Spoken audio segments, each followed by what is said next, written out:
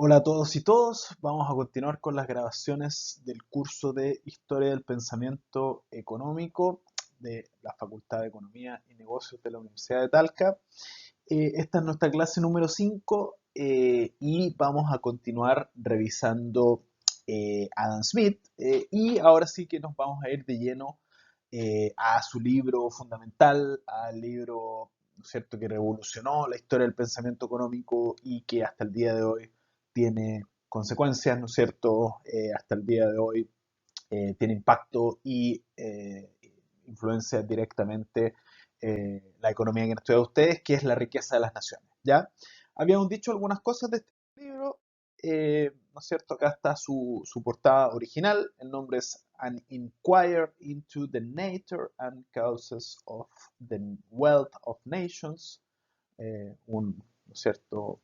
Un cuestionamiento de cómo es cuál es la naturaleza y cuáles son las causas de la riqueza de las naciones, ¿cierto? Eh, Vimos algunos aspectos ya del libro, esto ya lo repasamos, fue un libro, ¿no es cierto?, que escribió durante 10 años, un libro que tuvo impacto inmediato, tanto académico como político, un libro largo, complejo, que trata muchos temas, ¿no es cierto?, que habla, por supuesto, de economía principalmente, que resume la economía hasta la época, incluyendo los aportes relativamente recientes de Hume y Cantillon, habla de historia del desarrollo económico de Europa principalmente, habla de sistemas tributarios, es un libro muy completo y habla de temas políticos, incluso de la independencia de las colonias, etc.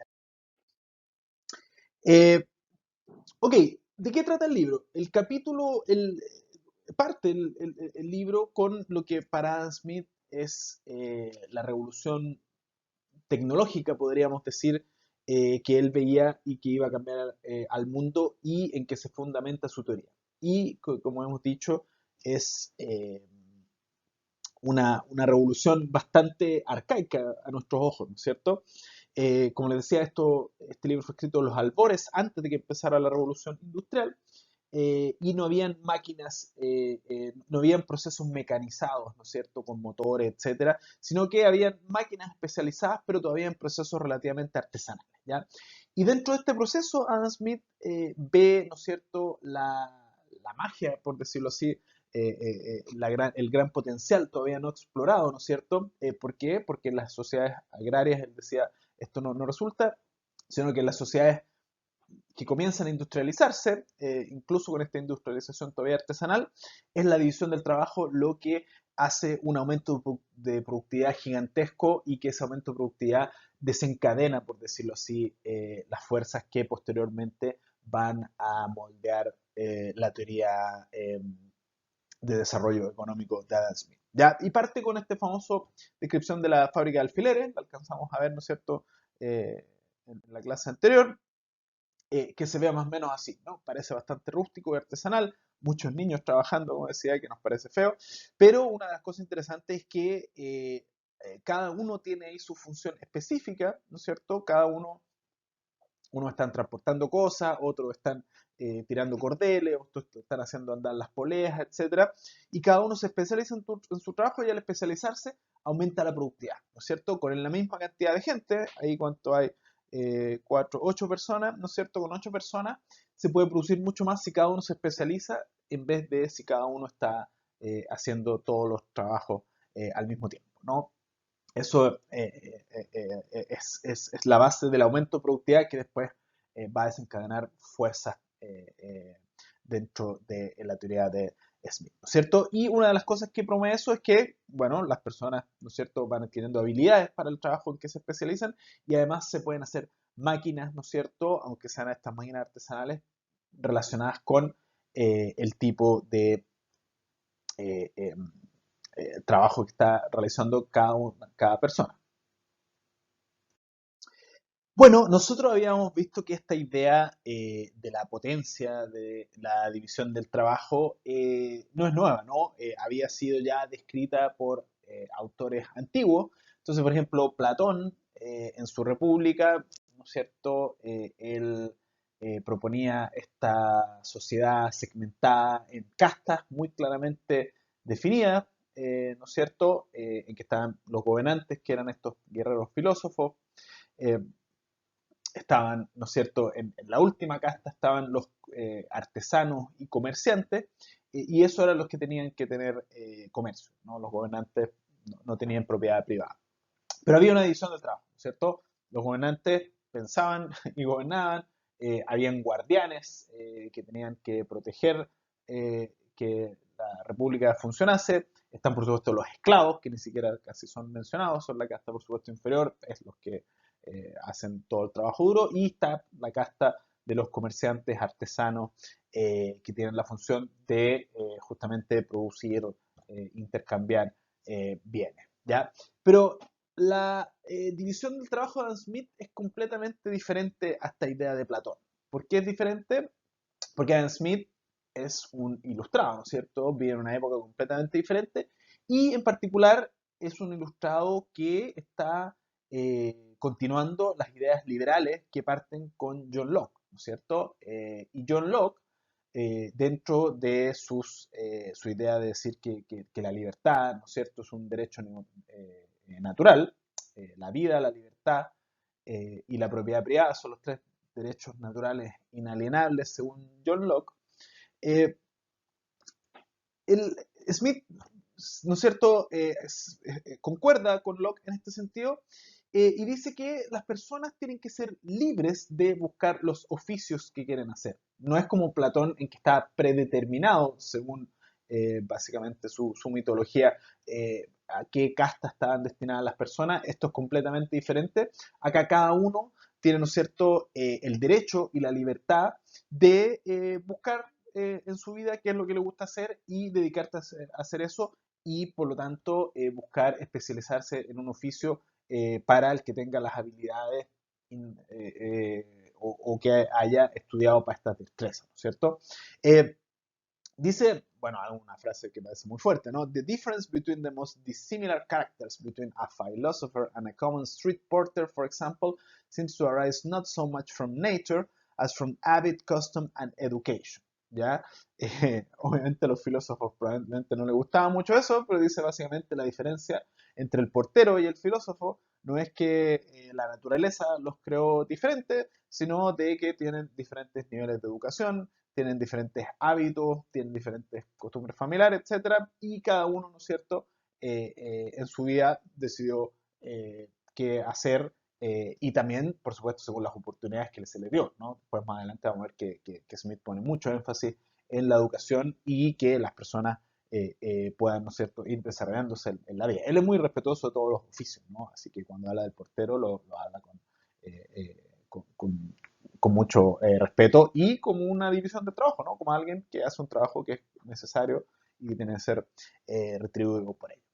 Ok, entonces la división del trabajo, él ve, ¿no es cierto?, la fuerza, el motor que va a desencadenar una productividad que va a generar el desarrollo económico según la teoría de Smith. Y ahí viene una de las partes más importantes, ¿no es cierto?, de la obra. Todo esto está hablando los primeros capítulos, ¿no? Que los primeros capítulos está, de hecho, la primera parte está básicamente resumida toda la teoría o gran parte de la teoría económica fundamental de Adam Smith, ¿no? El resto son aplicaciones en política o cómo ha evolucionado eso a través de la historia. Entonces, ahí se hace la gran pregunta Smith, ¿cómo es que se genera la división del trabajo? ¿No? Porque dice, ok, las sociedades si quieren progresar, si quieren tener riqueza, ¿no? Esa es la pregunta, ¿no? ¿Cómo generan riqueza en las naciones? Bueno, primero que todo, tienen que incentivar industrias donde haya división del trabajo, básicamente industrialización, ¿no? Él no previó la importancia que tiene la mecanización, pero decía básicamente hay que industrializarse, no seguir en la agricultura, por ejemplo, en que no había aumento de productividad, al menos en su visión. ¿No es cierto? Entonces, dice, ok, tenemos que entender qué es lo que genera la división del trabajo, y aquí es donde vienen algunas de sus afirmaciones más fundamentales, importantes, y que hasta el día de hoy influyen al pensamiento económico y a la economía más formal que han estudiado ustedes, ¿cierto? Primero que todo, Smith habla de algo que hoy en día le llamamos el axioma de Smith, ¿ya? Y que es que las personas tienen una tendencia natural al intercambio.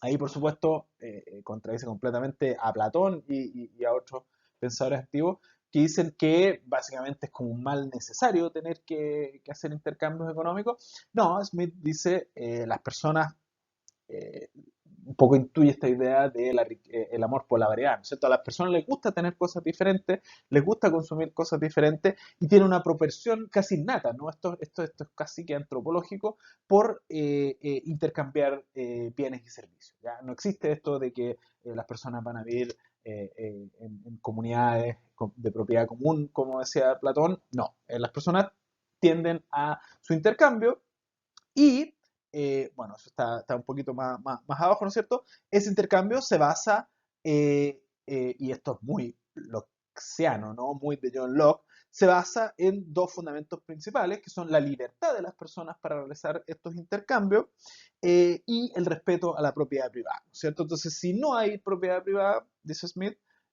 no se puede realizar este intercambio porque no está claro a quién le pertenece cada cosa, tendríamos bienes que son comunes, entonces no habría intercambio, ¿ya? Entonces, con propiedad privada y libertad para poder realizar ese intercambio, las personas van a realizarlo. Hay una tendencia humana, dice él, casi psicológica, casi un fundamento antropológico, para realizar los intercambios.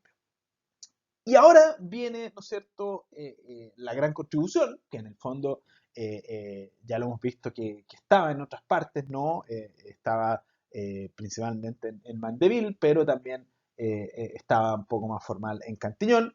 Esta idea de que cómo se producen estos intercambios, el intercambio, ¿no es cierto?, se produce por, y ahí viene el tema de traducción, por un interés egoísta, podríamos traducirlo en español, pero que Smith lo escribe en su libro eh, como self-interest, generalmente. A veces habla self-love, ¿no? Cuando hablamos de self-love, es amor propio, podría ser algo un poco más egoísta, pero cuando ándase de self-interest, la mejor traducción más que egoísta es decir por interés propio, ¿no? Por interés propio, ¿no es cierto? Por interés de más adelante vamos a decir, de aumentar la utilidad, Smith no ocupa ese concepto exactamente, dice, por mi propio interés, ¿no es cierto? Por mi propio bienestar, yo quiero intercambiar bienes y quiero consumir muchos bienes diferentes, ¿no es cierto?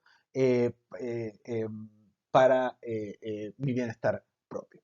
Y ese bienestar propio, esa idea de yo querer estar mejor, vamos a ver después que justamente es lo que finalmente lleva a un bienestar común, ¿no? Esto es muy parecido a lo de Mandeville. Mandeville, como era economista, ¿no es cierto?, habla de cómo los vicios privados, el jugador de cartas, al consumir alcohol, movía toda una serie de trabajos que tenían que realizarse para que ese alcohol llegue a su mesa.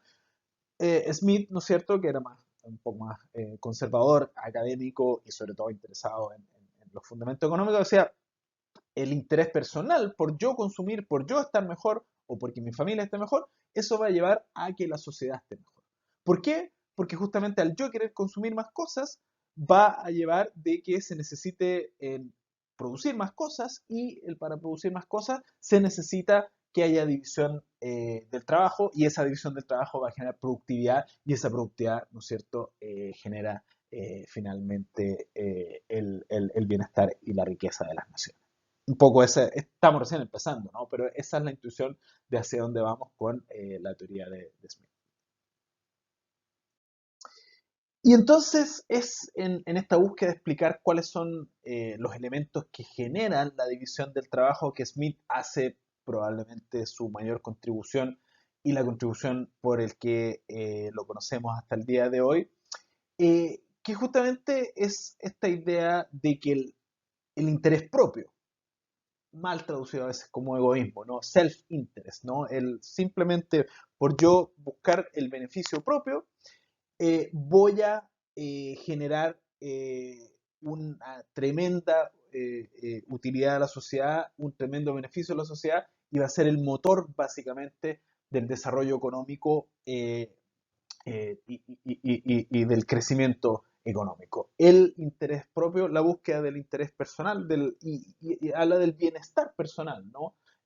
los autores posteriores a Smith, lo vamos a ver en la próxima clase como Bentham y otros, formalizan la idea de la utilidad, ¿no es cierto?, como la forma de medir, de cierta forma, este bienestar personal, que es la base del utilitarismo y que de ahí viene gran parte de la teoría del consumidor que ustedes han estudiado formalmente, ¿no es cierto? Eh, Eso se formaliza después. Smith habla más bien de algo así como el bienestar personal. Ocupa la palabra utilidad, pero no la formaliza de la forma en que vamos a ver como sus seguidores si lo formalizan. Entonces, acá viene una de las frases más famosas de este libro, ¿no? Que es cuando habla de cómo funciona esta idea de que el interés propio es el que motiva el crecimiento económico. Por ejemplo, dice, It is not from the benevolence of the butcher, the brewer, or the baker that we expect our dinner, but from their regard to their own interest. ¿Ya? No es porque el carnicero, el cervecero y el panadero sean buena onda, sean prosociales, sean gente muy caritativa. No es por eso que nosotros estamos comiendo nuestra comida, nuestro almuerzo, sino que es porque ellos en su propia búsqueda de interés personal, ¿no es cierto?, producen estos bienes y servicios eh, y lo producen, y ahí viene la gran idea, de la forma más eficiente posible, ¿no? Acá viene este concepto tan debatido, tan eh, mal entendido, a veces mal utilizado, de la mano invisible, ¿ya?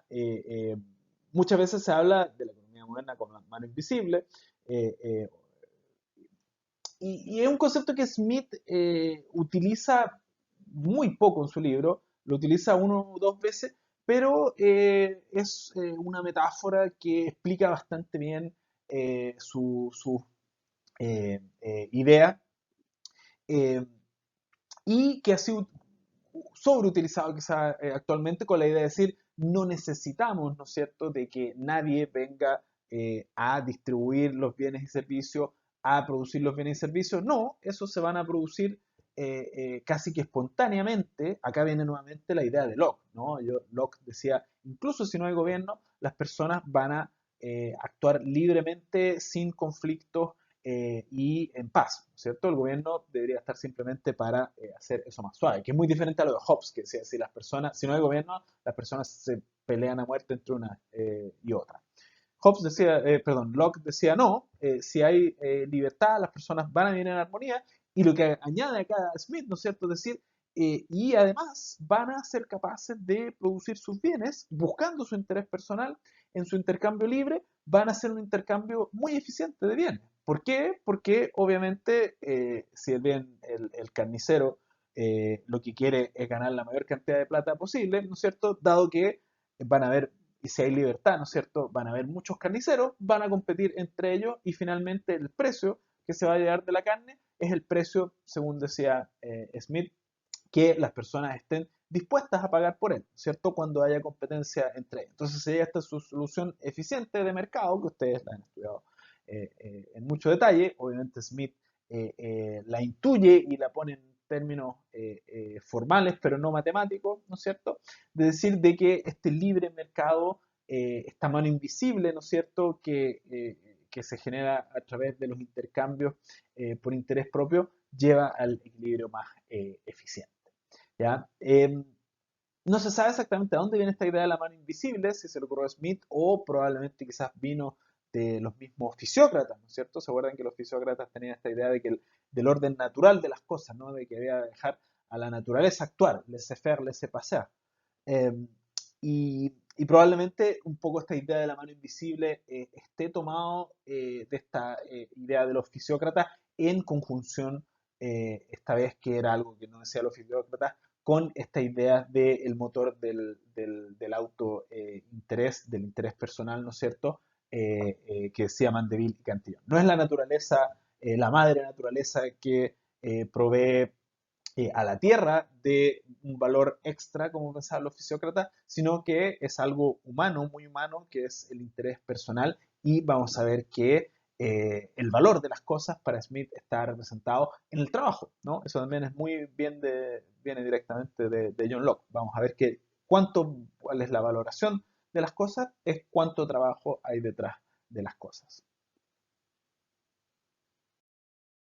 Entonces, como les decía, en esta idea de la mano invisible se formaliza, no por vez necesariamente primera, ya lo había hecho Cantillón, ya algunos autores habían señalado cosas similares, pero esta idea de la oferta y la demanda.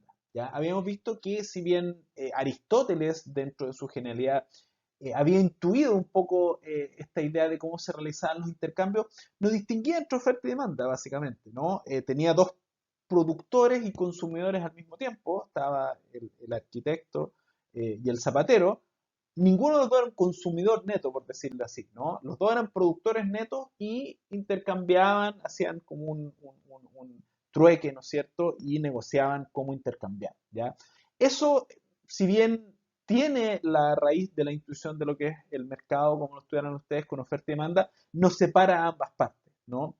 Y esta separabilidad, como le llamamos, que después cuando ustedes empiezan a estudiar microeconomía más avanzada, van a ver la importancia de estos axiomas de separabilidad, de poder separar al consumidor del productor, es fundamental para la economía que han estudiado ustedes, y como les digo, claro, ustedes fueron privilegiados que desde temprano le mostraron oferta-demanda, cómo se mueven, parece muy obvio, pero claro, eso tiene detrás más de 2000 años de pensamiento que en parte empiezan a formalizarse con Smith y en parte influenciado por otros autores como Cantillon, que fueron los primeros a empezar a separar ambas cosas, ¿no? Si se acuerdan, por ejemplo, los escolastas, Alberto Magno tenía esta visión de que los costos de producción, ¿no es cierto?, lo que determinaban el valor de las cosas, ¿no es cierto?, el valor de intercambio. Tomás de Aquino, por otro lado, decía no, tiene que ver con la demanda, con las preferencias, etcétera. Y acá Smith formaliza, ¿no es cierto?, muy claramente ambas fuerzas desde otro lado. No hace un gráfico de oferta y demanda como los que vieron ustedes. Vamos a ver que hay que esperar un poco más de 100 años para formalizarlo, ¿no es cierto?, de esa forma. Pero ya intuye estas dos fuerzas, ¿no? Y estas dos fuerzas son las que está guiando esta mano invisible, ¿no? Los oferentes compiten entre ellos, dado que hay esta libertad y hay esta protección de los derechos de propiedad, compiten entre ellos y, por el otro lado, los demandantes eh, eh, eh, están dispuestos a pagar un precio y si está muy caro no lo van a pagar, ¿no es cierto? Entonces se produce estas dos fuerzas, ¿no es cierto? Llegan a un equilibrio que Adam Smith ya vio que era un equilibrio eficiente, ¿ya? Respecto a la equidad, eso es algo que vamos a ver después, tanto Smith como sus seguidores, cuáles son los conceptos de equidad, pero vamos a ver que el foco claramente era en este caso la eficiencia. Pero muy importante, ya hay la inclusión de lo que eran los intercambios de mercado. Bueno, entonces sí, aunque les decepcione, Adam Smith, ¿no es cierto?, no hace la oferta y la demanda de la forma que lo estudiaron ustedes, y estos análisis matemáticos ingresan después, ¿no? Ricardo pone algo de matemática, Cournot en el año 1830, ¿no es cierto?, es quizás el primero en hacer algo similar a lo que era la oferta y la demanda, y después ya a finales del siglo XIX es cuando se formaliza, ¿no es cierto?, el modelo de oferta y demanda tal cual como lo han estudiado ustedes, o sea, hace como 140, 150 años, digamos, que existe este modelo así de manera formal.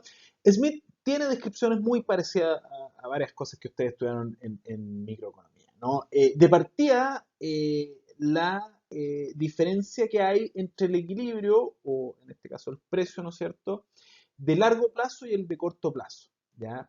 Eh, y ahí cuando habla del largo plazo, ahí tienen que repasar ustedes su micro, si es que no se acuerdan cómo se llega al equilibrio de largo plazo, porque era bastante parecido a la intuición que pone Smith, ¿no es cierto? Él le llama el precio natural. En el largo plazo se da el precio natural, pero en el corto plazo hay un precio de mercado, tal como lo estudiaron ustedes, ¿no es cierto? Que ese precio de mercado fluctúa, ¿no es cierto? Fluctúa, y él decía, Smith, fluctúa por circunstancias que son eh, algunas naturales, por ejemplo, las preferencias, cambios en los ingresos, ¿no es cierto? Algunas de esas cosas ¿no es cierto? Que ustedes estudiaron cuando veían cómo varía el equilibrio de corto plazo, ¿no es cierto?, en microeconomía, pero otras que eran políticas, ¿ya? Y ahí va cuando él habla de las circunstancias políticas que hacen de que el equilibrio de precios se desvíe de su equilibrio natural, va a haber una de sus recomendaciones de políticas más famosas, ¿ya? ¿De dónde saca esta idea del precio natural y el precio de mercado? Nuevamente, como hemos visto, Cantillon propone algo relativamente parecido, y nuevamente está esta idea de que Cantillon, muchas de las ideas importantes de Smith, Cantillon las desarrolló, pero por infortunio de él quizás no las alcanzó a publicar, y simplemente Smith las tomó, las formalizó, las mezcló con otras y hizo este cuerpo teórico sólido que es en este libro, ¿ya? Entonces, ¿cuáles son estas circunstancias políticas que hacen que los equilibrios de los precios, ¿no es cierto?, se alejen de su precio natural? ¿Qué es eso?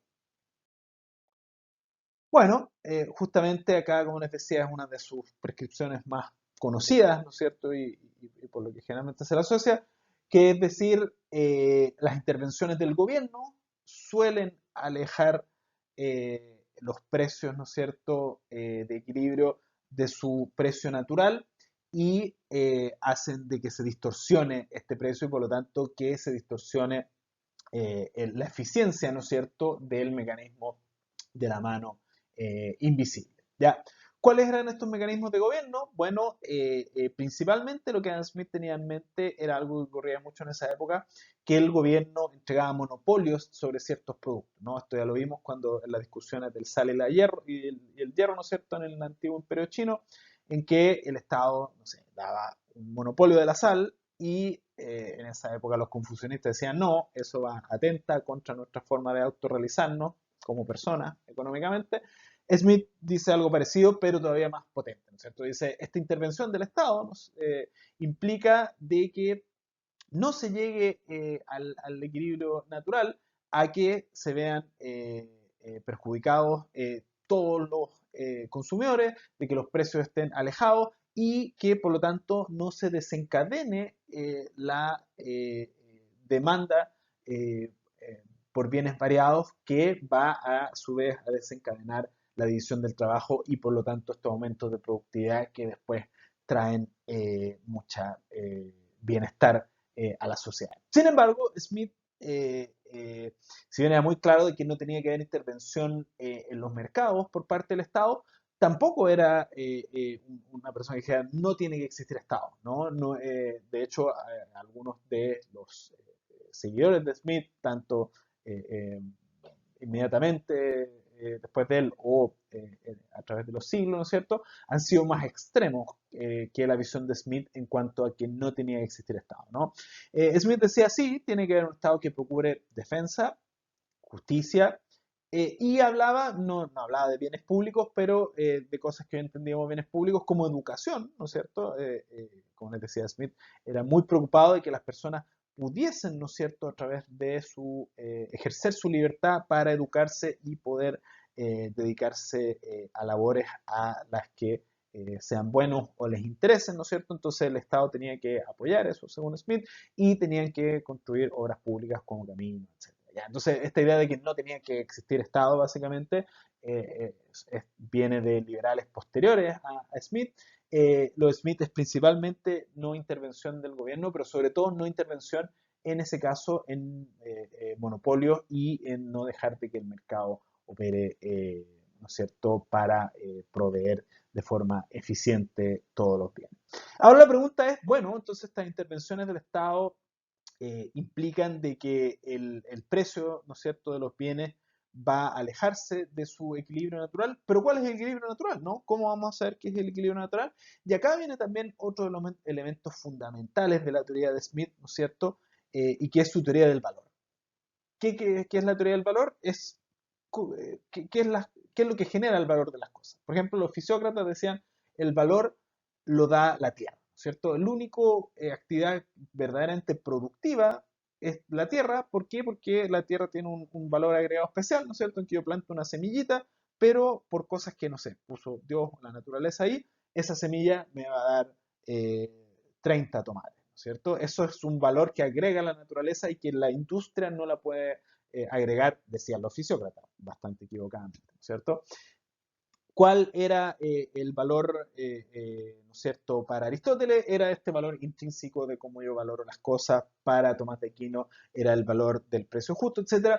Smith es mucho más moderno y nuevamente influye mucho en nuestro pensamiento. Y dice, no, el valor de las cosas está relacionado con su valor de producción. Esto un poco relacionado a lo que decía Alberto Magno, ¿no es cierto? Y en particular, y acá es un poco diferente a lo que estudiamos nosotros, el único fuente de valor, vale decir, el único factor de producción que otorga valor a las cosas es el trabajo, ¿ya? Entonces, básicamente, se hace una función de producción con un factor que es el trabajo. No hay capital, no hay otras cosas, ¿ya? Todo es trabajo. Y ustedes me dirán, ah, pero hay máquinas, ¿no? Que esas poleas que vimos, esas máquinas, también otorgan valor. Claro, pero Smith decía, esas poleas son la suma del trabajo que generaron esa máquina, ¿ya? Entonces, es trabajo acumulado, ¿ya? Entonces está el trabajo directo y el trabajo acumulado. Esas son las únicas cosas que generan valor y por lo tanto el valor natural de cada cosa es cuánto trabajo hay en él, ¿no es cierto? Este celular, según Adam Smith, ¿no es cierto? Si se invirtieron, no sé, 100 horas de trabajo y cada hora de trabajo vale un peso, este celular vale 100 pesos, ¿no es cierto? Esa es la teoría de Smith. Ese es el precio natural de las cosas. En el corto plazo se puede variar por fluctuaciones de oferta y demanda y por estas intervenciones, ¿no es cierto?, del Estado que impiden este libre intercambio, pero en el largo plazo debiese ser el valor del trabajo lo que determine cuánto costó. El costo de producción medido en horas de trabajo, básicamente. Ese es el costo, el precio natural de las cosas. Y esto es lo que se va a pasar a denominar posteriormente la teoría clásica del valor, ¿ya? Cuando hablamos de los clásicos, hablamos de Smith y sus seguidores inmediatos. Vamos a ver que hasta el siglo XX incluso hubieron economistas clásicos. Y ¿qué es lo que denominamos como economistas clásicos? Una de las cosas más importantes es que tienen una función de producción con un factor, trabajo, y que el valor de las cosas, por lo tanto, se determina por el trabajo que está en ello. El valor y ese debe ser el precio natural o precio de largo plazo.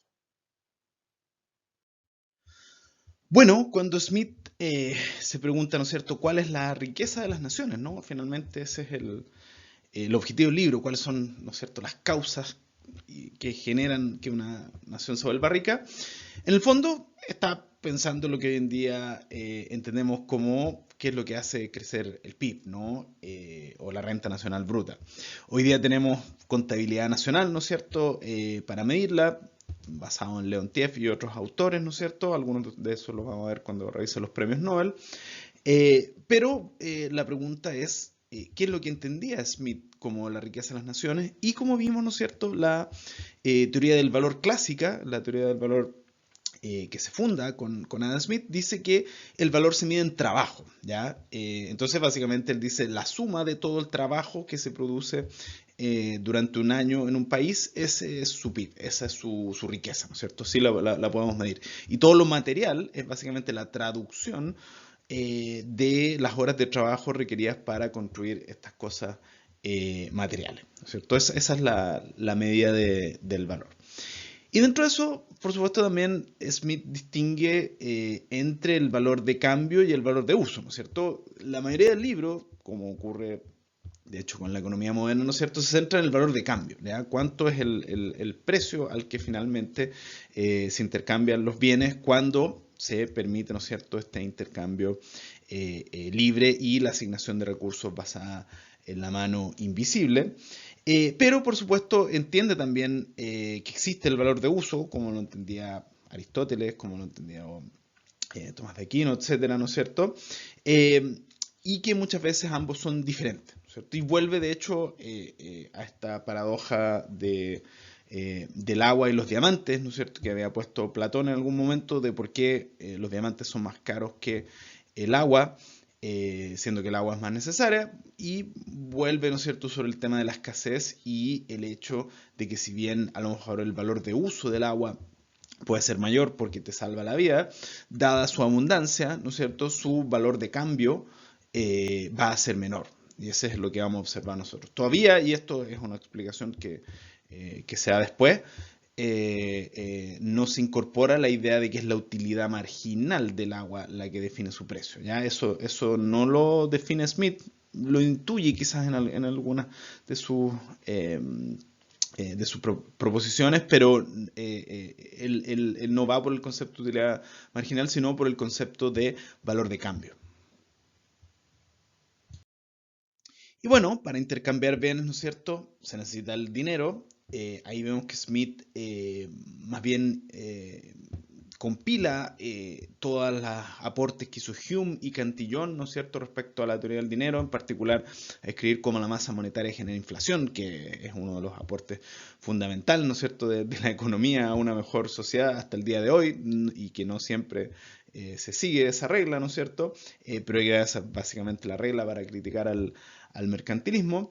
Dice el dinero, por supuesto, es un gran aporte a la sociedad. ¿Por qué? Porque Smith dice que las personas tenían propensión natural al intercambio y el dinero facilita eso, ¿ya? Pero Smith se centra más en la función del dinero como medio de intercambio que como depósito de valor, que por supuesto sí es importante, pero como que vimos toma los aspectos como de Cantillon y Hume respecto a que, por ejemplo, la tasa de interés, si bien depende del dinero, también depende de factores reales de la economía. Y una cosa también bastante moderna que anticipa y que ya se basa, ¿no es cierto?, en el concepto de inflación a través de la masa monetaria, esta idea de precio real y precio nominal, súper importante, dado que Smith quería entender cómo superar la pobreza, por ejemplo, ¿no? Entonces, para entender cómo superar la pobreza, había que entender lo que era el valor real, que es el precio real, que es cuánto se puede comprar con la cantidad de dinero que uno tiene, y el precio nominal, ¿no es cierto?, que es el precio en números. Y la importancia de que si hay mucha inflación, el precio real va a ser muy diferente del nominal. Bueno, una de las partes que de hecho es más criticada y que se piensa que fue uno de los... que mucha gente dice que la riqueza de las naciones básicamente no tiene conceptos equivocados, ¿no? Yo me acuerdo de un profesor que yo tuve, decía, uno lee la riqueza de las naciones y por supuesto hay cosas que hoy hemos mejorado, pero no hay afirmaciones que sean incorrectas. Pero la verdad que yo no concuerdo con eso, ¿no? Hay muchas cosas que sí eran correctas, o al menos en la teoría económica actual la vemos de forma similar, pero hay muchas cosas en este libro que tenían deficiencias, ¿no?, y que se han corregido con los pensamiento económico actual. Una de esas es cómo se determina el valor de los factores de producción y con eso, ¿no es cierto?, cómo se dan los mercados de los factores de producción, ¿ya? Y ahí, dado que Smith juntaba todos los factores de producción y decía que solamente había uno, ¿no? Nosotros hoy en día cuando ustedes ven una función de producción, tiene capital y tiene trabajo por lo menos, pero muchas veces tiene más cosas, ¿no? En este caso era una función de producción con solo trabajo. Entonces decía, ok, ¿cómo se determina el valor del trabajo, sobre todo el valor de mercado? Era poco claro, y ahí introduce uno de los conceptos más polémicos de Smith, que fue muy debatido posteriormente y finalmente hoy en día lo consideramos como un supuesto que no tiene mucho sentido. Él habla de algo llamado los fondos de salario. ¿Qué es esto? Básicamente, lo que dice Smith es que el capitalista, ¿no es cierto?, el dueño del capital, que al final es dueño de nada, ¿no?, es dueño de máquinas, que esas máquinas representan trabajo, va a acumular capital, ¿no es cierto?, ya sea como dinero o como máquina, pero que esa acumulación, dado de que el trabajo es la única fuente de valor, esa acumulación siempre la va a tener que reinvertir. ¿Por qué la va a tener que reinvertir? Y reinvertir en más trabajo. ¿Por qué la va a tener que reinvertir en el trabajo? Dado que, según Smith y los clásicos, la única fuente real de valor es el trabajo, entonces no tendría sentido acumular capital en otras cosas. Vale decir, el dueño de la empresa, en vez de comprarse mansiones, carruajes, de tener cuentas en Suiza y invertir, siempre va a terminar invirtiendo esto en más trabajo.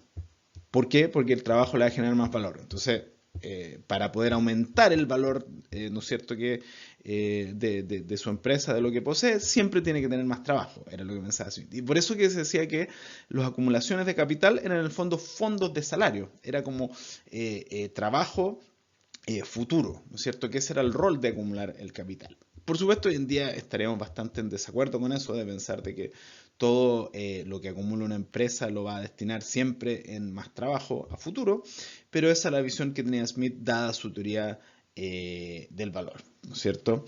Y en el fondo decía como que el sueldo que paga el capitalista es como un adelanto que se le paga a los trabajadores para que después en el proceso de producción, cuando van agregando valor, ¿no es cierto?,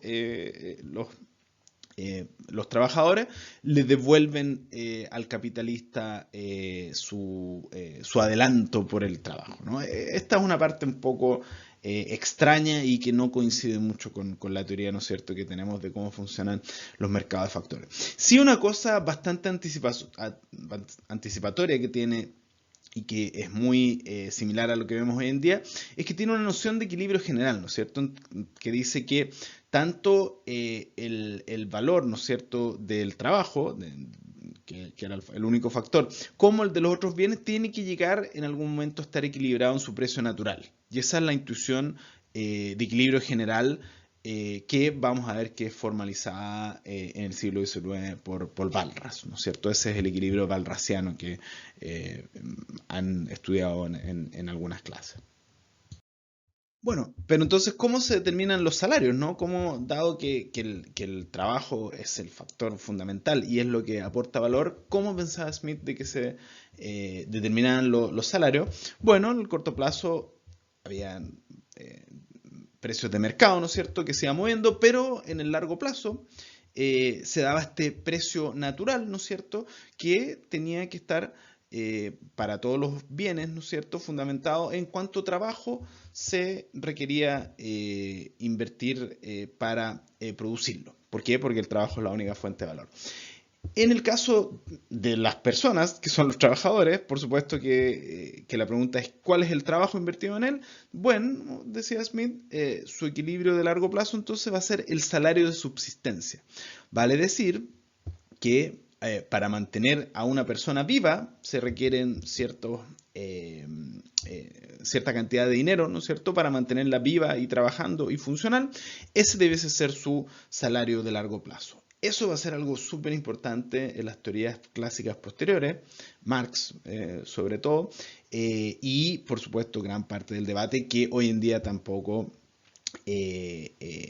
lo vemos de esta forma, aunque algunas teorías de desarrollo siguen manteniendo esta idea de que en el largo plazo el pago que debería tener un trabajador es su salario de subsistencia, ¿no? Esto es bastante fuerte. Y otra cosa muy fuerte que dice Adam Smith, por supuesto, dado que el valor de una empresa y de una nación es cuántos trabajadores va a tener, la pregunta es, ok, ¿cómo hacemos para tener más trabajadores? Y en este caso, Smith veía de que la reproducción humana, ¿no es cierto?, la reproducción de los trabajadores, seguía las leyes del mercado, básicamente, ¿no?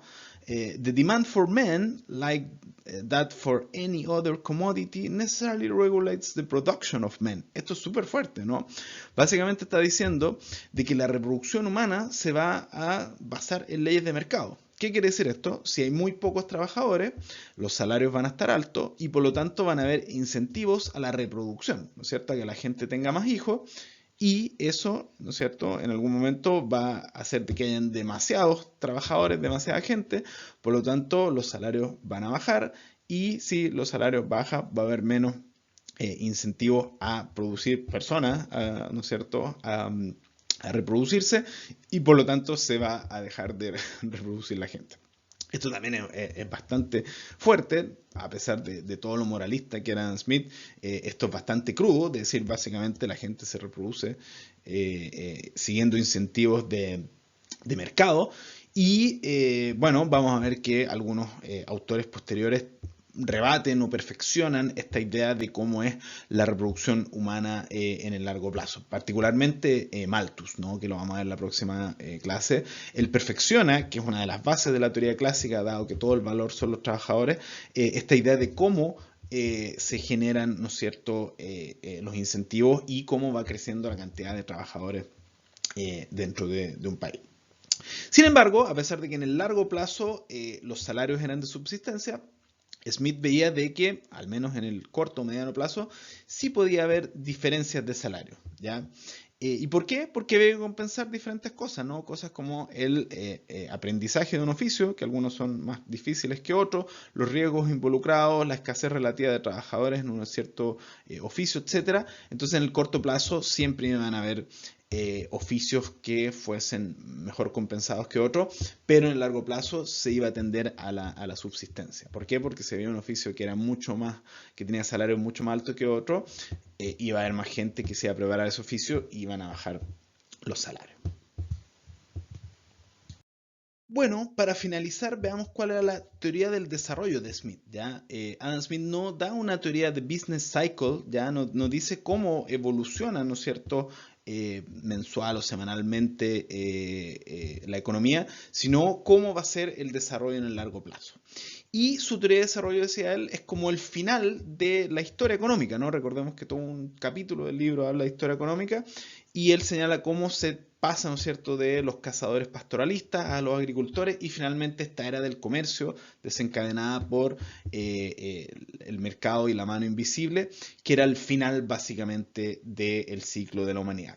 Y una cosa importante es que uno de los objetivos de Smith era que su teoría del desarrollo permitiese reducir la pobreza, ¿no? Esta creciente pobreza que él observaba sobre todo de forma urbana, y eso es algo poco común en los intelectuales de la época. Su amigo Hume era una excepción, pero en general la gente no se preocupaba de que hubiese pobreza, ¿no? Lo encontraban como algo natural. Smith sí le preocupaba y pensaba que si se permitía desencadenar las fuerzas del mercado, eso sí iba a permitir superar la pobreza. Bueno, ¿cuál es la teoría de desarrollo de Smith? Muy sucintamente, ¿no? Les aconsejo que sin duda lean el libro de texto para ver más detalle. Se basaba en un círculo virtuoso, ¿no es cierto? Que se generaba como, básicamente, muy básicamente, en tres pasos, ¿no? El primer paso partía con lo que cambiaba todo el juego, ¿no es cierto? Que era este aumento de productividad que ocurría por la división del trabajo, ¿cierto? Recuerden que el primer capítulo era división del trabajo y las maravillas que veía Smith en esta idea de que al especializarse, ¿no es cierto?, iba a aumentar la productividad y esto podía aumentar un ingreso del valor de las empresas y al final del valor que tenían las naciones, ¿cierto? Entonces, ¿qué es lo que generaba? ¿Cuál es el círculo virtuoso que genera este aumento de productividad? Bueno, implica que el capitalista, el dueño de la empresa, digámoslo, va a aumentar sus ganancias, ¿no es cierto? Va a aumentar, dado el aumento de productividad, va a aumentar sus ganancias y, como Smith decía entonces, el dueño de la empresa va a tener estos fondos de salario que en el fondo son destinados en el mediano plazo, ¿no es cierto?, a reinventar todas las ganancias que se tienen, ¿no es cierto?, de este aumento de productividad en más trabajo, ¿no es cierto? O en procesos nuevos que requieren más trabajo y que a su vez van a aumentar la diversificación de la división del trabajo y por lo tanto la productividad, ¿ya? Y ¿qué implica? Y este, ¿no es cierto?, es el final del ciclo. Eso implica de que va a haber más demanda por trabajo, ¿no es cierto?, dado este aumento de productividad y que todo este aumento de productividad y sus ganancias se reinventen en trabajo, van a aumentar los salarios y esos salarios, ¿no es cierto?, van a generar una mayor capacidad de consumo de los trabajadores, de las personas, por lo tanto reducción de pobreza, y eso, ¿no es cierto?, va a generar, ¿no es cierto?, a su vez, de que al haber mayor demanda, tengan que crearse nuevos procesos, nuevas empresas que van a beneficiarse de la división del trabajo y que van a ir cada vez aumentando este ciclo en que cada vez se demanda, ¿no es cierto?, más trabajo, hay mejores sueldos y siempre se reinvierte en más trabajadores y al consumir más se requiere siempre más trabajo, más trabajadores y por lo tanto lo ve como un ciclo creciente e infinito hacia la prosperidad y desarrollo económico. Para resumir y terminar, ¿no es cierto? Acá está la forma en que el libro de texto resume este círculo virtuoso, este ciclo virtuoso, ¿no es cierto? Que comienza con la división del trabajo, lo que da mayor productividad y por lo tanto mayor producción, aumenta la demanda de trabajadores, por lo tanto hay salario más alto, aumenta la renta per cápita, eso hace que haya mayor consumo y eso es relevante en la teoría de Smith, este mayor consumo es lo que finalmente revela que hay una mayor riqueza de la nación, ¿no es cierto? Y esa mayor riqueza de la nación implica de que los capitalistas van a poder acumular más, por lo tanto van a invertir más y van a generar nuevas formas de división del trabajo que reinicia este ¿no es cierto?, ciclo virtuoso que lleva a que las naciones aumenten y aumenten su riqueza. En ese sentido era muy optimista Smith, ¿no es cierto?, de que los incentivos de mercado iban a generar prosperidad para todos, ¿no?, para la nación, pero también para los más pobres, para los trabajadores. Entonces lo veía como un futuro optimista. Vamos a ver que sus seguidores eran más pesimistas, perfeccionan algunas de sus ideas, pero eso ya lo vamos a ver la siguiente clase. Así que lo dejamos hasta acá. Lean, complementen esto con el libro de texto y también con el libro de Heilbronn, ¿no es cierto?, de Worldly Philosopher, y en la clase resolvemos las dudas. Chao, que estén bien.